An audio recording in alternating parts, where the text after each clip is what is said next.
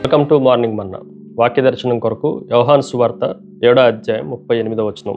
నా యందు విశ్వాసం ఉంచువాడు ఎవడో లేఖనము చెప్పినట్టు వాని కడుపులో నుండి జీవజల నదులు పారునని బిగ్గరగా చెప్పెను. మరొక వాక్య వాగ్దానాన్ని బట్టి ప్రభుని ఎంతగానో స్తుతించాలి. దేవుడు అద్భుతమైన వాగ్దానాన్ని ఇచ్చాడు. ఏంటి ఆ వాగ్దానం అంటే, మనలను జీవజల నదులుగా మారుస్తానన్న వాగ్దానం. మనమే జీవజల నదులుగా మారాలి అని అంటే దేవుని వాక్యంలో నుండి 4 సత్యాలను మనం గ్రహించాలి. మొట్టమొదటిది, ఇట్ ఈజ్ ఏ యాక్సెప్టెన్సీ, అంగీకారము. నా యందు విశ్వాసం ఉంచువాడు ఎవడో అన్న మాటను మనం జాగ్రత్తగా పరిశీలన చేస్తే, దేవుని యందు విశ్వాసం ఉంచితేనే మనము దేవుణ్ణి అంగీకరించినట్లు. దేవుణ్ణి అంగీకరించకుండా మనము దేవుని దగ్గర నుండి జీవజల నదులు పారతాయన్న వాగ్దానాన్ని పొందుకోలేము. రక్షణ ద్వారానే దేవుణ్ణి అంగీకరించగలం. యోహాను సువార్త 1వ అధ్యాయం 12వ వచనం ప్రకారం, తన్ను ఎందరు అంగీకరించిదరో వారందరికీ, అనగా తన నామమందు విశ్వాసం ఉంచు వారికి దేవుని పిల్లల ఒకటుకు ఆయన అధికారము అనుగ్రహించును. మన దేవుని పిల్లలైతే ఈ వాగ్దానం మన జీవితాల్లో నెరవేర్చబడుతుంది. రెండో విషయం, అబైడింగ్, నిలిచి ఉండుట. లేఖనము చెప్పినట్టు అని రాయబడింది. దేవుని వాక్యంలో నిలిచి ఉంటేనే మరొకసారి ఈ వాగ్దానం మన జీవితాల్లో నెరవేర్చబడుతుంది. లేఖనము అంటే వాక్యము, వాక్యమందు నిలిచి ఉండాలి. యోహాను సువార్త 15వ అధ్యాయం 5వ వచనం ప్రకారం, ద్రాక్షవల్లిని నేను, తీగలు మీరు.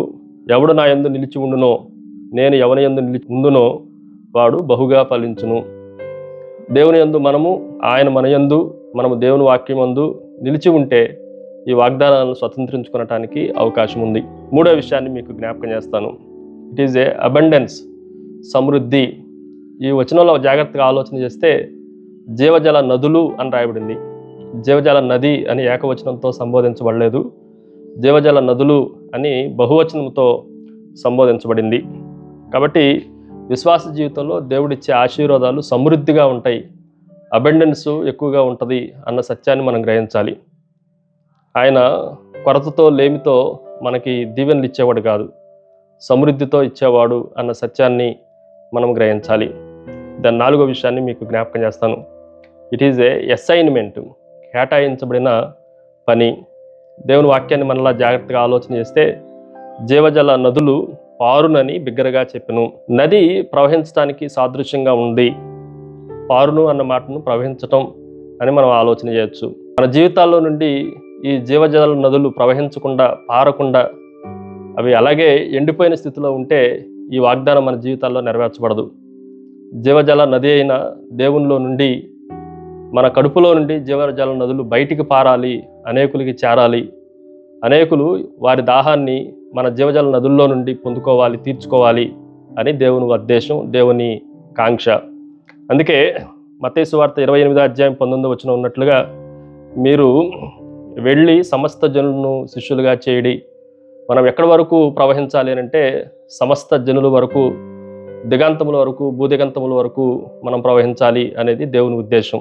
అలాగ ఉండటానికి దేవుడు సాయం చేయను గాక. ప్రార్థన.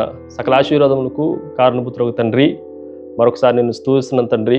మమ్మల్ని జీవజల నదుల వలె చేసి అనేకుల దాహార్తిని తీర్చే గొప్ప భాగ్యాన్ని, ఆశీర్వాదాన్ని, వాగ్దానాన్ని మా జీవితాల్లో నెరవేర్చమని యేసుక్రీస్తు శక్తి కలిగిన నామమున అడిగి వేడుకుంటున్నాం తండ్రి. ఆమెన్. God bless you.